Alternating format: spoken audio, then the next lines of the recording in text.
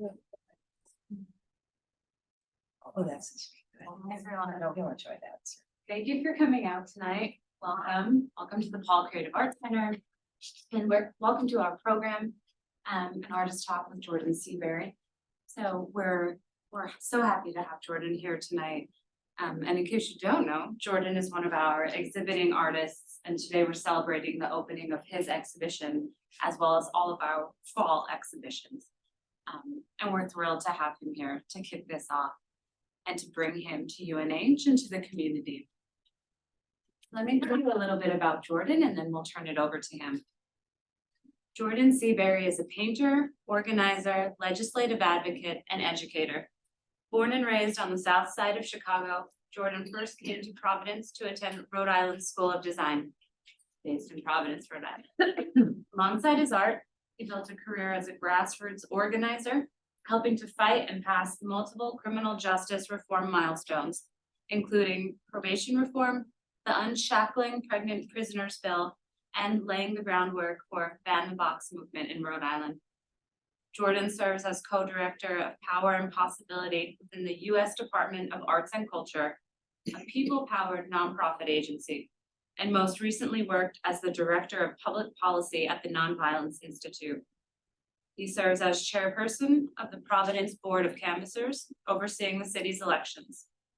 As a board member at New Urban Arts in Providence, and as a board member for Protect Families First, working on community-oriented drug policy reform.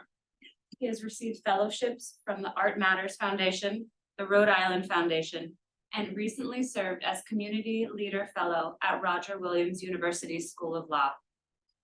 Jordan maintains a painting studio in Providence and has displayed works at institutions such as the RISD Museum, the De Cordova Sculpture Park and Museum, the Crystal Bridges Museum of American Art, and exhibition spaces in New York, Chicago, Los Angeles, Philadelphia, and elsewhere. So please help me welcome Jordan.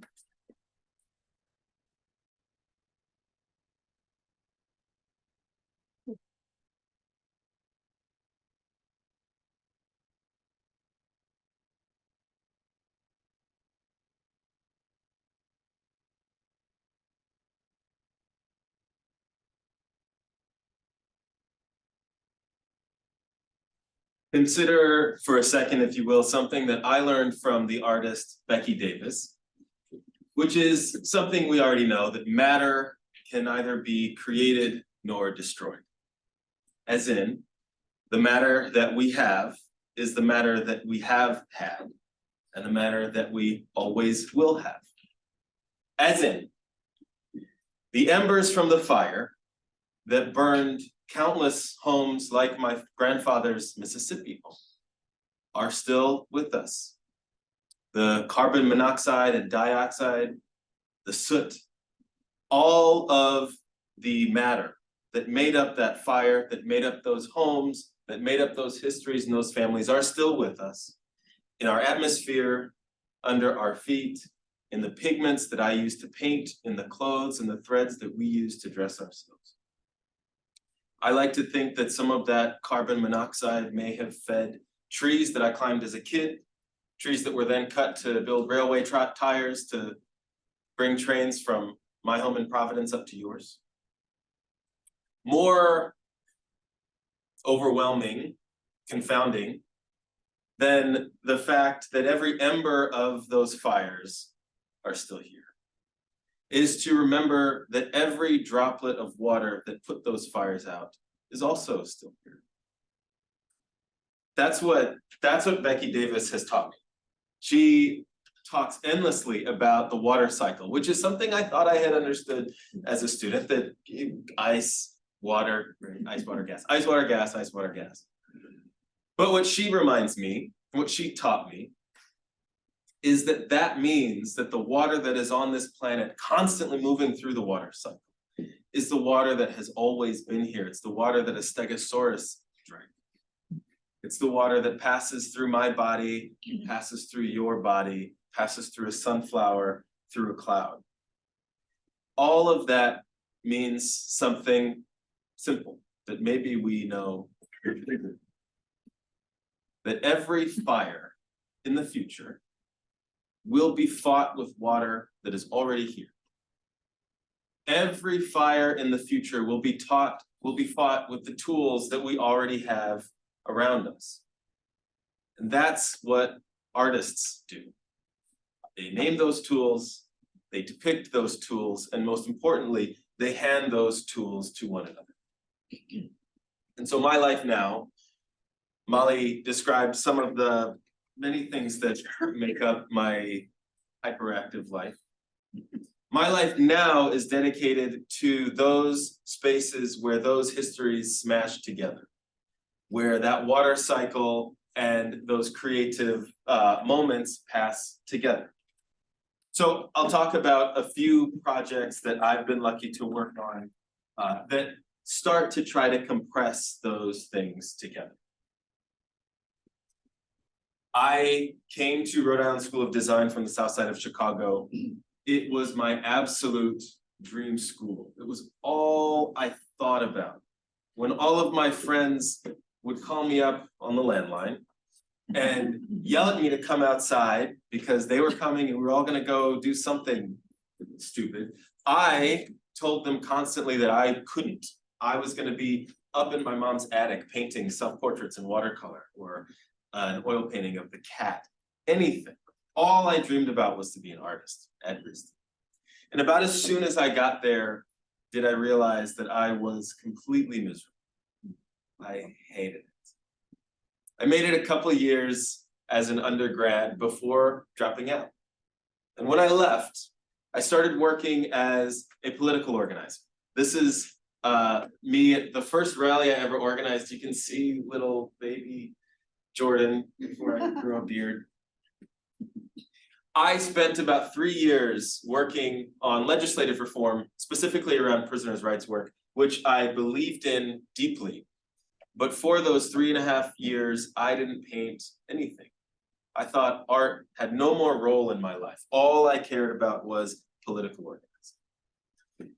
And so a dear friend of mine sat me down, as she has done many times in the decade since, and said, "Jordan, you are an idiot, and here's why."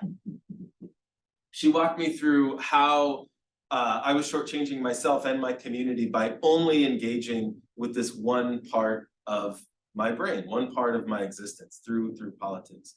She said I owed it to myself and my community to go back to RISD. So I went crawling back. I begged for my scholarship, and they were, of course, very gracious. Let me right back in. And that second time I was at RISD, I loved every second. This was also the first time I tried to start figuring out not just a binary way of thinking, but how can my artistic practice not just make paintings about politics or issues I cared about, but actually engage deeply with them, actually intervene in them. The first way that I tried to address this was through a suite of paintings that I called the Violences Project. This was started in 2015, and I worked with the families of every homicide victim from the previous year, everyone who in Providence had lost someone to a homicide in 2014. Not every family participated, but every family that I worked with, there were 14 homicides in that year, and we worked with 10. Every family, I went to their home, sat on their couch, got to know not only the family members, but the person who had been lost, the void that that person had left in the community. I took from them their favorite photograph of the person and made a portrait, which they own. And I don't typically display with the works. That is theirs to do with what they want. But then based on the conversations, more of the political, social context, I'll make these larger paintings which exist out in the world to tell the story. And those collage in police reports, media coverage, photos I take inside the home to try to tell the story, not just of who this person was, but what the community lost by not having them. This was the first time I really tried to thread together my legislative criminal justice reform work alongside my painting. And I realized something a few years after this project ended, which was I really loved building relationships with those families. I worked really hard to come in and build trust right off the bat as quickly as I could.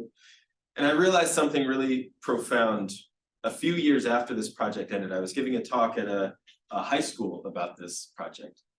And a student asked me a question that made me realize that of all the families I worked with, before taking the photograph of the person they loved, and before creating these paintings about their most painful moment, losing a son, a mother, before any of that happened, not a single family asked to see any of my paintings, which is to say none of them really cared if I was any good or not, if I could actually paint a decent portrait, if these paintings would actually come out well, because what mattered was that someone cared to tell the story.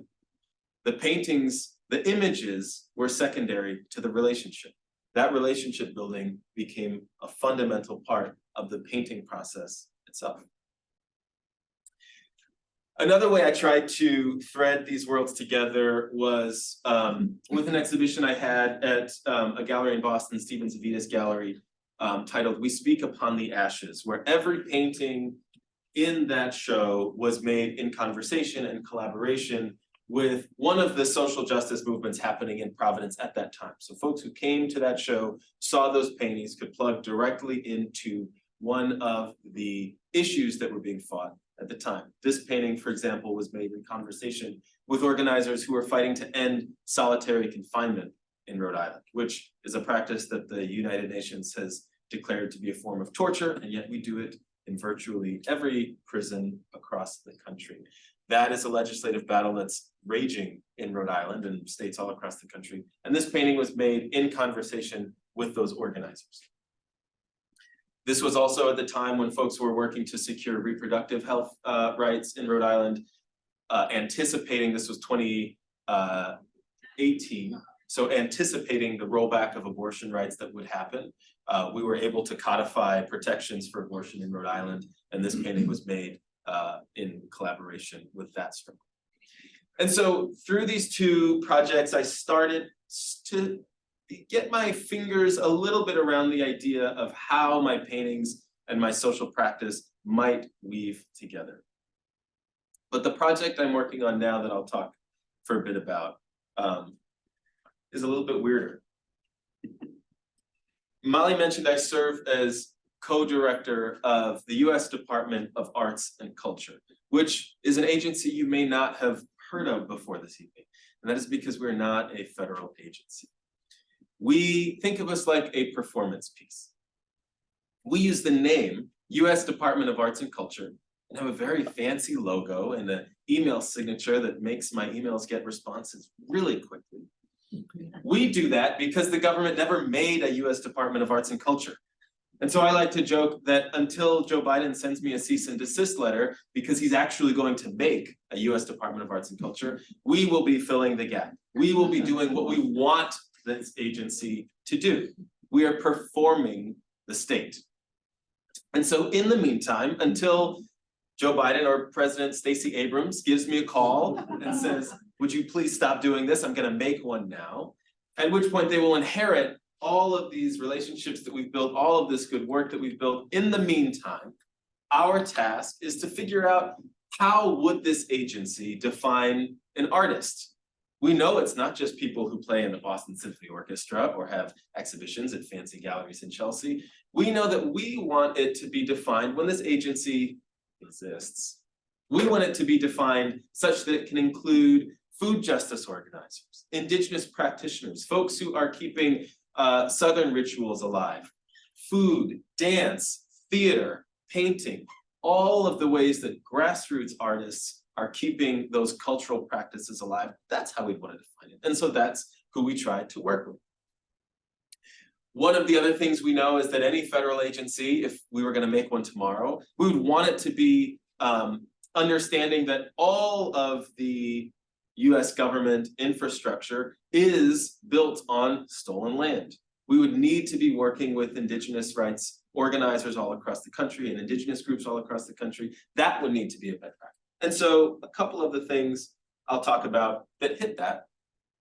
One of our projects is called A People's WPA. Folks may be familiar with the original Works Progress Administration, which was I like to think of it as a moment when the government called its own bluff and showed us that when it really wants to, the federal government can actually support folks directly on the ground. It can support arts, it can fund grassroots theater troupes and mural paintings and artists all across the country.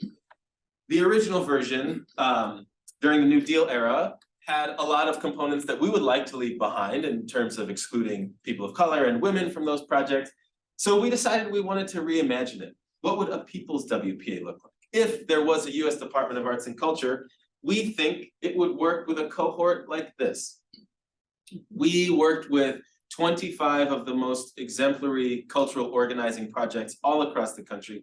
And like I said before, we define artists broadly. So we don't just want to be working with painters and traditional artists, although Larry Bogad up top is a theater practitioner. And there are folks in here who do more traditional style art. But we also have Anna Rodney on the far side over there, who's a birth worker. We have COFED, which is a food justice organization. We have musician cooperative organizations. All of these projects feed into the tapestry of culture, not just elite capital A artists, but folks on the ground who are keeping those cultural traditions alive. If and when a US Department of Arts and Culture exists, that's who we wanted to support. So that's what we enact today. The same way that painters have ideas and images in their head that they just can't sleep at night until they get on canvas, that's how we need to be approaching organizing. The issues that we want to fight, the things that keep us up at night, can be actualized, can be changed if we start to fight where we stand. So we said there isn't one of these agencies, we'll make one ourselves. We use art as tactical intervention. We're inspired by all kinds of groups such as the Sunrise Movement, groups all across the country that are using arts and culture for social good. We, back in 2018, created a toolkit for how to do an Indigenous land acknowledgement. At the time, these were relatively rare, and we've been really fortunate to have seen a major culture shift in how folks understand land acknowledgements to be a relatively commonplace practice at this point, such that now, originally in 2018, we were getting emails every day about what is a land acknowledgement? Why do I need to do it? It sounds uncomfortable, I don't know. Now we're getting emails saying land acknowledgements don't go far enough. What's next? What happens after that? To us, that's how you know that something has been absorbed into the cultural bloodstream. That's what we want. So we've been really excited to work on that, not just through our toolkit, but through poster series, through working with practitioners all across the country. One of my favorites is the People's State of the Union. So again, thinking about how we perform the state.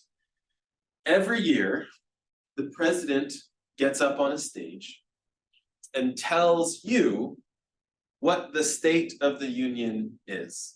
He so far, always he, tells us what the state of our union is. We actually think it should be in reverse. We think we should tell him, and soon them, what the state of our union is. And so the way that we started actualizing that is we made the People's State of the Union. We train folks all across the country, from here to Florida. We have groups in Alaska and California who do this, every state across the country. We train folks to host story circles, which is an ancient practice of sharing stories together in community and building bonds in small circles. We share out prompts based on the political action or the call to action that we're trying to build at that time. We train folks up in how to hold story circles, and then we let them loose and they pull out some of the most incredible stories from the community that you could imagine. They send those back in to us, and we commission artists and performers to create what we call the Poetic Address to the Nation, which this is before COVID. But we then ask artists and performers to translate those stories into a singular poetic address.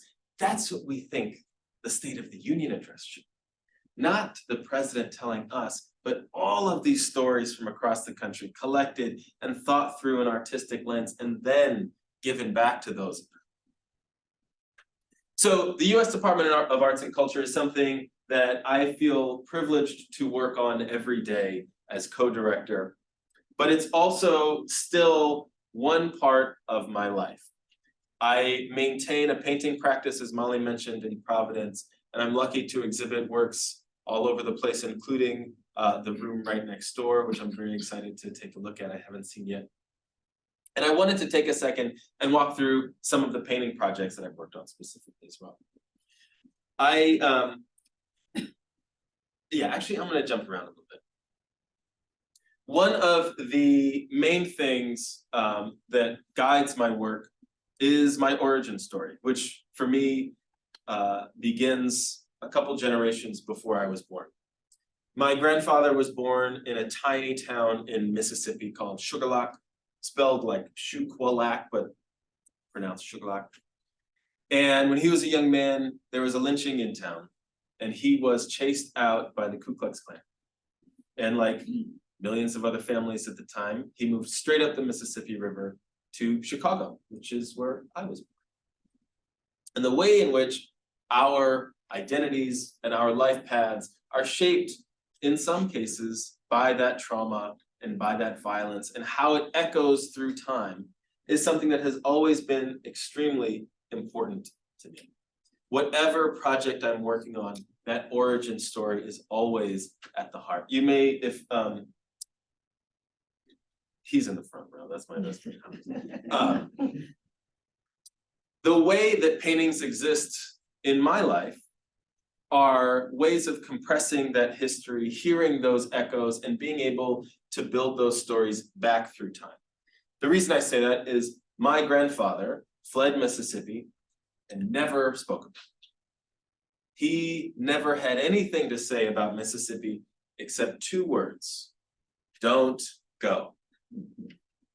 So when I had dropped out of RISD, of course, I was talking to my grandmother. My grandfather passed when I was 16. Before I cared about any family history stuff, all I wanted was painting and comic books. I didn't think I was interested in my own history or my family's history, those stories that he held. But when I was away from RISD, my grandmother revealed to me that she had all along been paying property taxes on a 3-acre swamp in central Mississippi. And her letting that slip was the biggest mistake she ever could have made, because I immediately jumped in my car and drove straight down to Sugarlock, Mississippi. I pitched, the first time I went, I couldn't find the land. Nobody who was alive could tell me where it was. My grandfather had passed, every family member had been gone. He and his siblings were all passed away.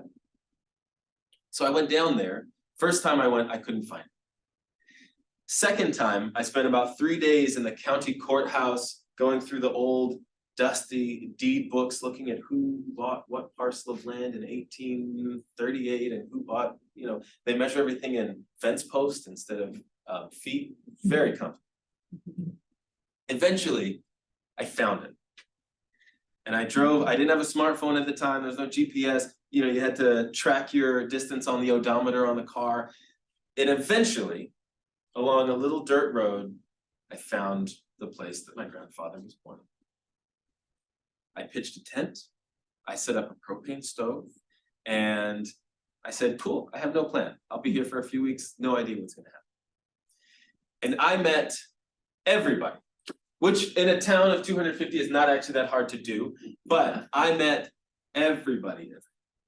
I was welcomed with open arms by the community, because to the folks down there, I was a memory that had come back to life.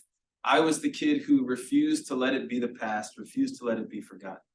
And I was so lucky to build those bonds. I have a suite of photographs that I took down there that I'll share in a bit. But I wanted to talk about one space down there in Mississippi. A couple of pieces from this group of drawings are in the show you can see next door. In 1901, the Noxubee County Jail was built. And in the 1980s, a group of residents of Macon, Mississippi, which is the town just next to Sugarlock, where the jail was. In the 80s, a group of citizens got together and raised enough money to turn the jail into the Noxubee County Library. They did not raise enough money to get rid of any of the jail shit. So when you walk into the Noxubee County Library, you're walking into the jail as it existed before. You're walking into a literalized picket sign. I have written on picket signs as an organizer, jobs, not jails. Homes, not jails. Libraries, not jails. This place is an actualized stanza of a poem. It's an actualized slogan from a protest. To walk into this place was one of the most surreal experiences of my life. To see a young nursing student working on her homework at that table under the balcony. When you ascend that balcony, you walk over this metal platform, and that middle section is the gallows that still function. Overhead is the executioner's hook where the rope was tied. All of it still exists. So to exist in that space, to ask myself, had my grandfather not been chased out of Sugarlock, is this the library where I would have done mine? Is this the library where I would have seen the reptile guy and the magician under the executioner's hook? What would that do for the imagination of a young kid like me who's obsessed with comic books and fantasy and escapism? How would you escape a place like that? And so for me, entering this space, drawing was the way that made sense to document and understand that. Drawing has always been the central component of my painting practice, not just as a mode of sketching or executing or mapping out a composition, but of actually learning. The way that I learned, I took photographs of this space in 2018. And every show, every exhibition since then, I told the gallery, I said, I have these photos. I don't know what to do with them, but I know I want to show them. And every single show, we came to the conclusion that actually it doesn't quite work. And I never showed the photographs. It wasn't until I started drawing with them that I began to understand why I had taken them. I hadn't taken the photos to show the photos. It wasn't an art piece. I had taken the photos so that I could draw, so that I could learn, so that I could understand what this space meant to me. And I learned so much about it. This is the balcony where you walk to, I kid you not, the nonfiction section, where you walk over those trapdoors. Every space in there, to get to the fiction section, you move the heavy barred doors. The children's section has bars on the window. And so drawing this space for me meant not allowing myself to be the northerner who came down and said, holy cow, this is a weird novelty. But instead forced myself to slow down. These drawings are pretty, I was going cross-eyed over them. My wrist was pretty sore after each of them. They're pretty precise, pretty tough drawings to execute. And that forced me to slow down and stay in that space, understand the spacing between each bar, how to execute the title of each book if I'm drawing the stacks or the shelves. All of that became a sense of communion with that space. My process, generally, my painting process is something that I think of as call and response, where a painting, the life of the thing, exists while it's on the wall. And so being able to understand spaces through painting is how I have always seen myself in the world. I have some progress shots that I'm going to walk through, but what that means is these are like cell phone pictures I took in between paintings, so they're all really crooked, really awful, just bear with me. But I wanted to take a minute and talk about some of the painting process itself before showing some images, finished work. Very often I'll start with a field or a singular image that I'll print out on really intentionally cheap, grubby paper. These images are typically distorted or pixelated or messed up, really obvious duplicates. Because for me, that duplication of the landscape is actually really central to how I think about diaspora. For most folks who call a place other than the United States home, either political asylum seekers, refugees, folks who have emigrated here willfully, voluntarily. For most of those folks, there's some home base to hearken back to. One of the reasons the slave trade was as effective as it was is because it severed that home base. It jumbled folks up from all different cultures and communities in the slave ship and tried to eradicate as many of those cultural practices as possible. Of course, it wasn't successful in erasing all of them, but it was successful in severing the memory that folks had to a homeland. And so for descendants of slaves, it's a really different process to hearken back to a home because there isn't exactly one. Many of us don't have any idea where we came from before Virginia, Georgia, Alabama. That's true in my family. And so the process of remembering then is the process of imagination. The process of remembering is the process of myth making. For me, that duplicated landscape, that degraded landscape becomes emblematic of how we are able to actually assign an identity to a homeland that isn't necessarily ours. So that's always where I start. But that's all I know. I approach every painting like a complete idiot, and I think it's done after the first step. I get this far and I say, that's actually pretty good. I like that. It's got the little black line. That's where the paper tore, and I covered it up, and I said, yeah, oh, I think that's about it. And then I go to bed and I come back and I say, actually, it needs some weird stuff on top and bottom, some more duplicated landscape. And then of course I can't slow down because the trees in back are pixelated, but some aren't, so I repaint them. And I collage in materials, family photos and ephemera from the studio and all kinds of different materials. And then slowly I start drawing as learning. I pull from sources all through history.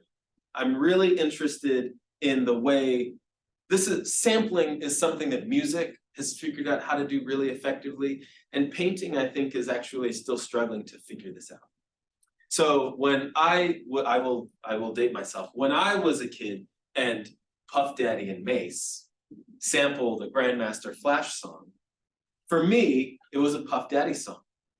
This infuriated my father. He said, "Dad, they stole that. That's a Grandmaster Flash song." But for me, it relegated the original version. That sample relegated the original version to folk music. It was in the bloodstream already. I only knew that rejuvenated version. And the way that hip hop artists, but not exclusively hip hop artists, have chosen sampling as a mode of engaging with legacy, taking entire beats or just tiny little fragments from the past, from their own history, and tying their current contemporary work to that past is a beautiful way of building a historically compressed conversation that I really think painting struggles to do. And so for me, sampling is central to my painting practice. I love to crib entire compositions from other paintings and then write, I stole this from Carrie James Marshall, sample entire figures from, in this case, a really important abolitionist print from the time when folks were trying to outlaw slavery. So all of those elements start swimming together and I am so frustrated, I can't figure out what it's supposed to be. And then I do something drastic. I say, actually, it was a cotton field all along. I didn't realize, I thought it was a beautiful cleared field, it's actually a cotton field. And then I say, actually, it's not just a cotton field, it's a cotton field that's on fire. And those fires aren't just any fires, those fires are taken from a print of the Haitian Revolution, that is Port-au-Prince burning. And then of course, the marks take me farther, the color combinations take me farther, the collage takes me farther, until I slowly start to realize where I'm going. And at a final, actually, is this the final? I can't even tell sometimes. This is the final.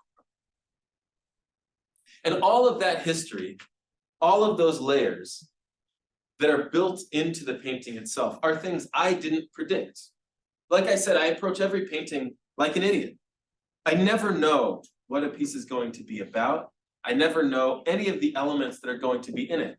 I engage in a process of call and response where I let the painting have a conversation with me and ask and tell me what it wants to be. So I always, a lot of folks, and this is just to show how weirdly different they can get. I have students ask me all the time, because they know I'm working with a lot of political ideas in my work and a lot of historical ideas in my work.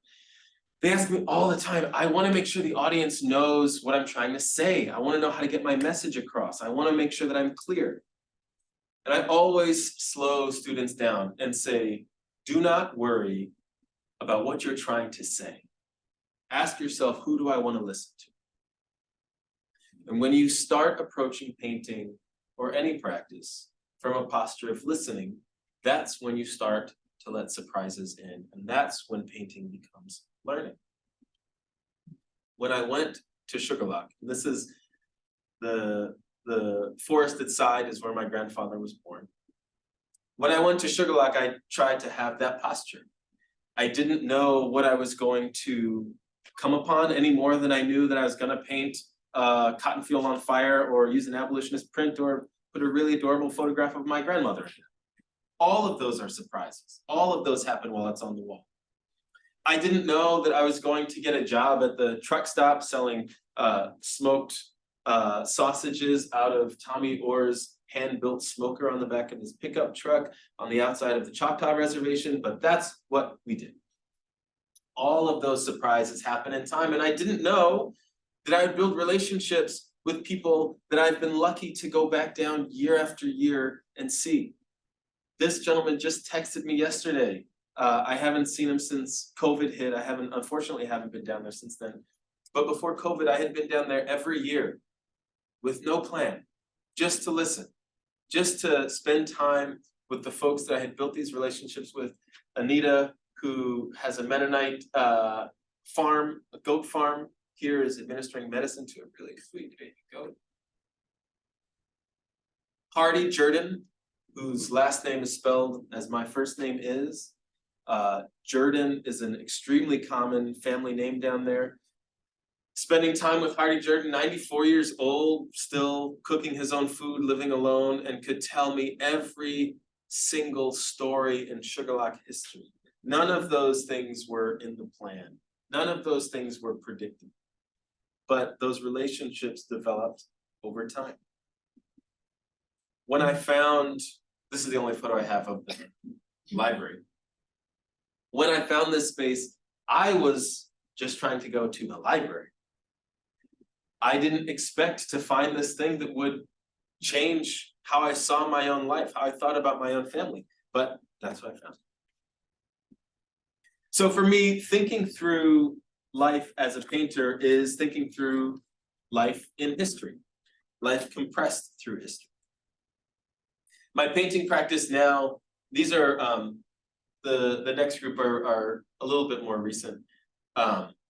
Thinking about painting now is thinking about how to not just talk about those issues, but actually get my work in the middle of it, actually intervene in those conversations and those questions. Teaching has become a central part of how I think about myself as an artist. Teaching has become such a profound part of my painting practice itself, because it cannot just be about the images, it has to always be about relationships. Those relationships happen on the canvas. Those relationships happen between material, printed material. They happen between figures that recur through my work. And they happen through history. If you can see, I don't know if you actually can see, these dogs, those small hunting dogs, those are sampled from a Pisanello painting, the Vision of St. Eustace. Those moments where I'm able to have a piece of that history engaged right on the surface, those are really beautiful, beautiful moments for me. Mockingbirds, the state bird of Mississippi, the cabin outline in northern Michigan where half of my life was spent. You can see it there much more. All of those moments for me are why I paint. And it's why I work with students, because students from the Latin studium, which does not mean to study. It means to be eager. It means to be diligent. Students have a responsibility to those fires in the future, to that water cycle that nourishes us today and allows us to have the tools to fight those fires of the future. That's what teaching is. Oh, I didn't know I had this slide in there. That was a very sweet moment. If folks are familiar with Michelle Alexander, who wrote The New Jim Crow, I was very, very lucky to be commissioned to make a painting for her, which made her cry, which is one of the high points of my life. Thinking about art as it connects with work like Michelle Alexander's is what I am most interested in thinking about. The boom in the prison population. I talk about this in my painting classes all the time. The boom in the prison population that took place in the 80s and 90s had almost no relation to the crime rate. We had in 1972 a prison population of around 300,000, and in the time from then until now, it's ballooned to over 2.3 million, which is over twice the size of the population of my home state of Rhode Island. The highest incarceration rate in the world, not to mention the millions of people on probation, parole, and other forms of government supervision. It is a runaway shadow system. But these are people on the margins of society who do not get their images on the walls, who do not get their images in the historical canon. That's why when, after 2020, Derek Chauvin, who was convicted of killing George Floyd, when he was convicted and sentenced to 20 years in federal prison, people were elated. People called it a massive civil rights victory. And I understood that, but I struggled with it too. Because reforming a broken system cannot simply mean unleashing those same tools of prosecution and incarceration onto the people who actually are more culpable. It has to mean rethinking those tools altogether. It has to mean redefining our definition of justice. If our definition of justice begins and ends with whether or not Derek Chauvin goes to prison, then we are stuck looking for liberation within the confines of the very system that oppressed us in the first place. That is why artists are here. To imagine a different way of relating to each other.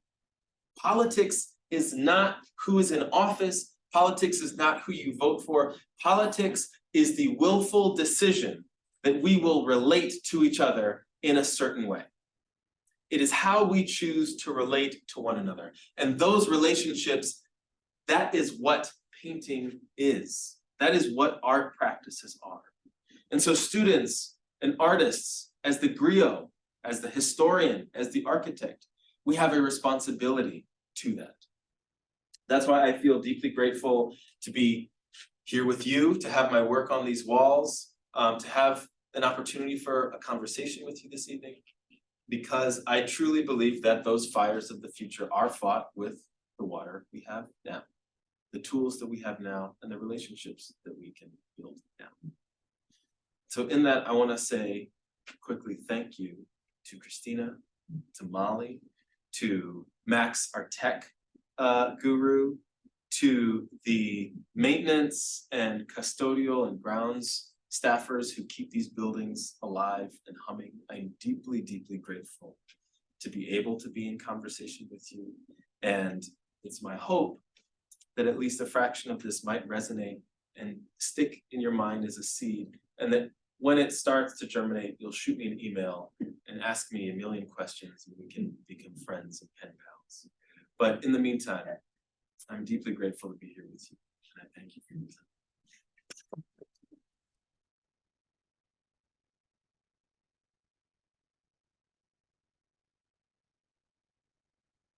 We have some time. Questions? Any questions? Questions are the most fun part, absolutely. Let me Let just me grab just my stop water. this recording. Sure.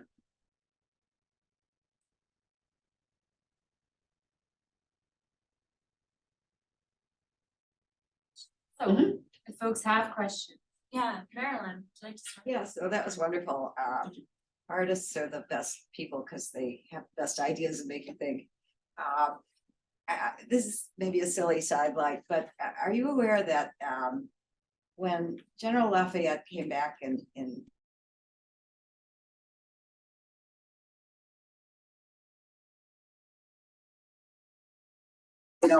Eastern Penitentiary.